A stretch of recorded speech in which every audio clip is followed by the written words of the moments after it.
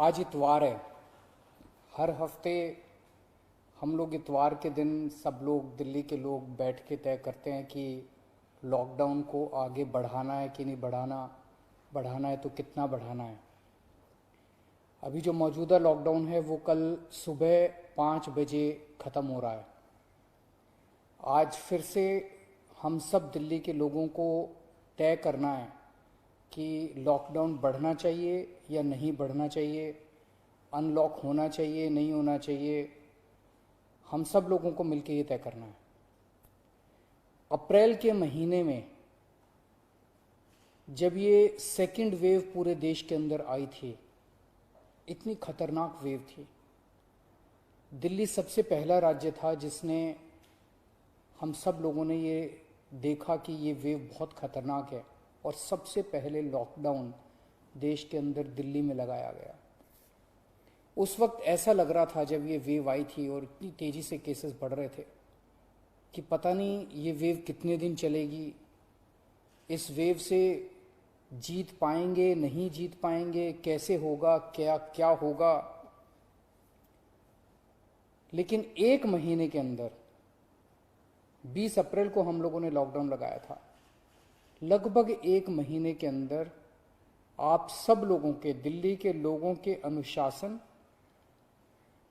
और दिल्ली के लोगों की मेहनत और संघर्ष की वजह से आज कोरोना की ये वेव, जो कि सबसे खतरनाक थी अभी तक, ये कमज़ोर होती नज़र आ रही है। मैं ये नहीं कहूँगा कि हमने युद्ध जीत लिया है, अभी काफ़ी बाकी है, लेकिन अब हम, ऐसा लग रहा है कि इसके ऊपर काबू पाते हुए नज़र आ रहे हैं। अप्रैल के महीने में एक दिन ऐसा आया था जब संक्रमण दर 36% पहुंच गई थी।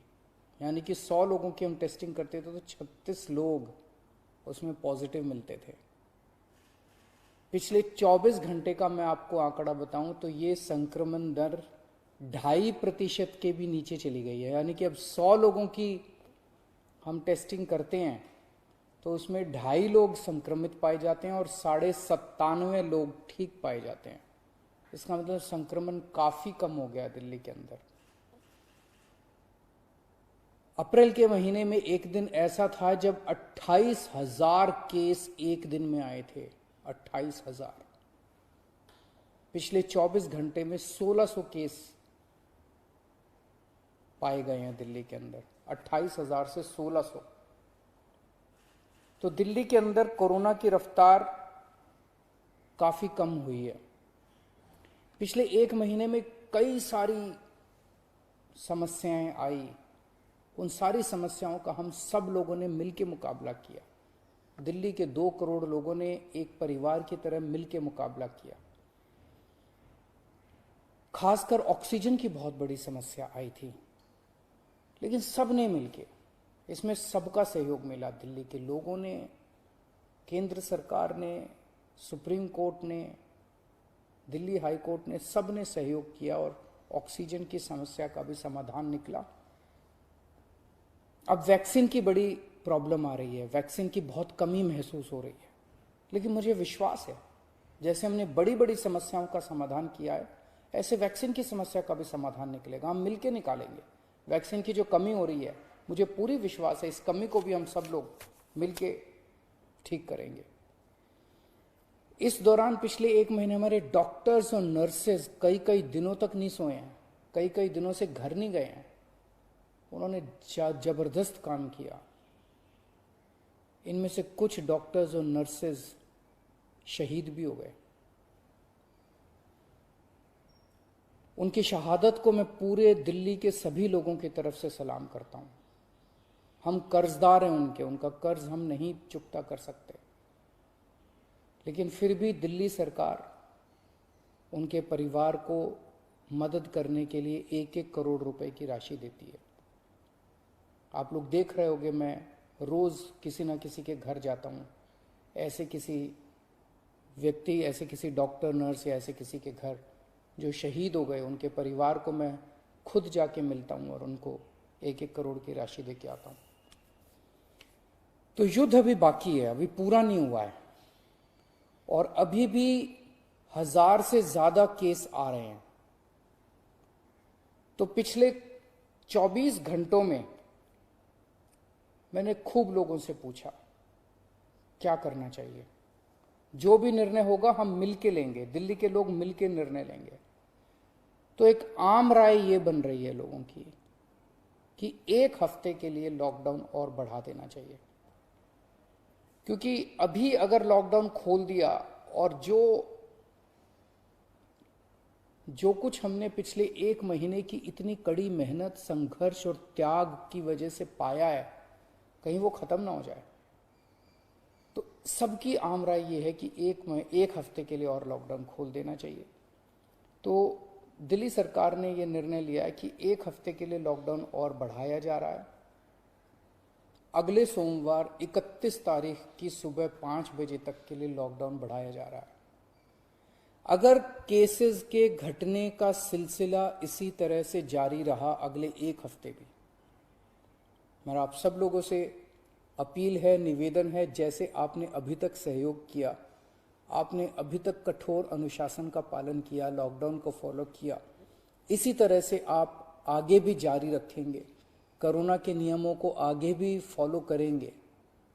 अगर इसी तरह से केसेस के कम होने का सिलसिला जारी रहा तो 31 तारीख से फिर हम अनलॉक की प्रक्रिया चालू करेंगे। एकदम से अनलॉक करना ठीक नहीं रहेगा, तो वो भी धीरे धीरे कुछ गतिविधियों को 31 तारीख से फिर हम खोलना चालू करेंगे। लेकिन अभी सबकी राय के मुताबिक, मैं दिल्ली के लोगों की राय के मुताबिक 1 हफ्ते के लिए हम लोग लॉकडाउन और बढ़ाने जा रहे हैं। इस वक्त हमारी सबसे टॉप प्रायोरिटी है कि किस तरह से दिल्ली के 2 करोड़ लोगों को वैक्सीन जल्द से जल्द लगाई जा सके। हमने दिल्ली में सारी व्यवस्था बना ली है कि 3 महीने के अंदर दिल्ली के सब लोगों को हम वैक्सीन लगा सकते हैं, लेकिन वैक्सीन की कमी है, पूरे देश के अंदर कमी है। कहा जा रहा है कि तीसरी वेव आएगी। हमें तीसरी वेव का पूरी शिद्दत के साथ तैयारी करनी है। तो हमारी पहली प्राथमिकता तो ये है कि वैक्सीन लग जाए। अगर वैक्सीन लग गई तो शायद तीसरी वेव ना आए। अगर वैक्सीन सबको लग गई तो शायद तीसरी वेव से हम लोग बच सकें।